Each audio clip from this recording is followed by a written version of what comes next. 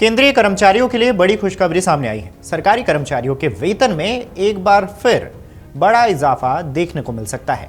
केंद्रीय कैबिनेट ने मंगलवार को 8वें वेतन आयोग की टर्म और रेफरेंस को मंजूरी दी है।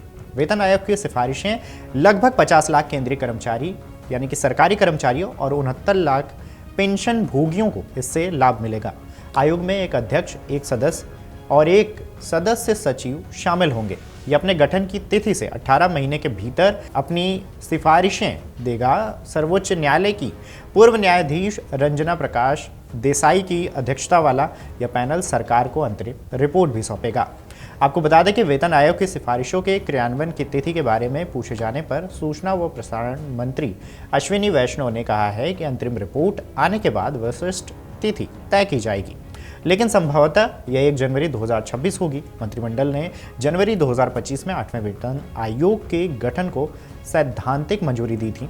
इसकी सिफारिशों के आधार पर सरकार केंद्रीय कर्मचारियों और पेंशन धारकों को दी जाने वाली राशि तय करेगी। ऐसे में 8वां वेतन आयोग लागू होने के बाद सभी लेवल के कर्मचारियों की सैलरी में बढ़ोतरी तय मानी जा रही है। माना जा रहा है कि 8वें वेतन आयोग की सिफारिशें लागू होने के बाद लोअर डिवीजन क्लर्क यानी कि एलडीसी की सैलरी और पेंशन धारकों के पेंशन में बड़ा इजाफा देखने को मिल सकता है।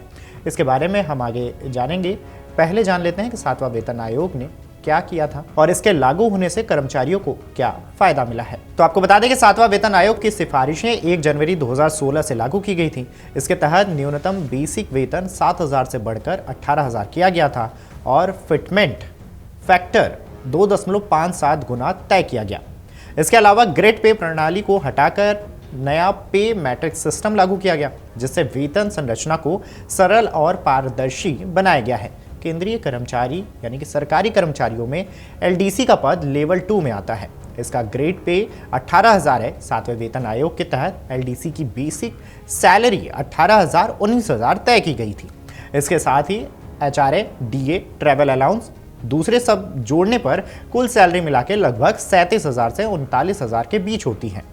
अब 8वां वेतन आयोग मुख्य रूप से फिटमेंट फैक्टर और न्यूनतम मूल वेतन पर अपनी सिफारिशें देगी।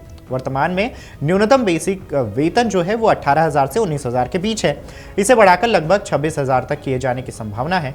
कर्मचारी संघों की मांग है और महंगाई के स्तर को देखते हुए ये बढ़ोतरी तय मानी जा रही है।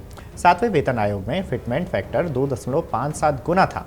अगर 8वें वेतन आयोग में यह 3 से 3.42 गुना तय होता है तो एलडीसी की सैलरी में उल्लेखनीय बढ़ोतरी होगी, यानी कि इजाफा देखने को मिलेगा। उदाहरण के तौर पर आप जान लीजिए, यानी कि एलडीसी की नई बेसिक सैलरी 19,900 और फिटमेंट फैक्टर 3 माना जाए तो नई सैलरी 59,700 पहुंच सकती है। ऐसे में माना जा रहा है कि 8वें वेतन आयोग के सिफारिशों के आधार पर पेंशन धारकों को बड़ा लाभ मिल सकता है। अभी 15 साल की नौकरी पूरी करने पर यानी कि पूरी पेंशन मिलती है, लेकिन इस अवधि को घटाकर 12 साल किया जा सकता है। इसका मतलब है कि कर्मचारी कम अवधि की नौकरी पूरी करने पर ही पेंशन के पात्र बन सकेंगे। इससे नौकरी के बीच रिटायर होने वाले कर्मचारियों को भी रिटायरमेंट के बाद आर्थिक सुरक्षा मिलेगी।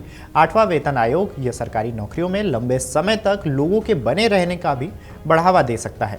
अगर यह प्रस्ताव मंजूर होता है तो इससे रिटायरमेंट के करीब पहुंच रहे हजारों कर्मचारियों को सीधा लाभ मिलेगा। अनुमानों के मुताबिक 8वें वेतन आयोग की सिफारिशों के बाद न्यूनतम बेसिक पेंशन 9,000 से बढ़ाकर 25,000 प्रति माह तक बढ़ सकता है, यानी पेंशन में करीबन 3 गुना तक बढ़ोतरी संभव है। इससे लाखों पेंशन धारकों को आर्थिक मजबूती मिलेगी। वर्तमान में बेसिक पेंशन पर 58% डीए यानी कि महंगाई भत्ता भी मिलता है। 8वें वेतन आयोग में यूनिफॉर्म पेंशन स्कीम को और आसान व पारदर्शी बनाने की उम्मीद जताई जा रही है, ताकि सभी पेंशन धारकों को समय पर और समान आधार पर लाभ मिल सके। कुछ जानकार मानते हैं कि इस बार फिटमेंट फैक्टर 1.83 से 2.46 के बीच रह सकता है।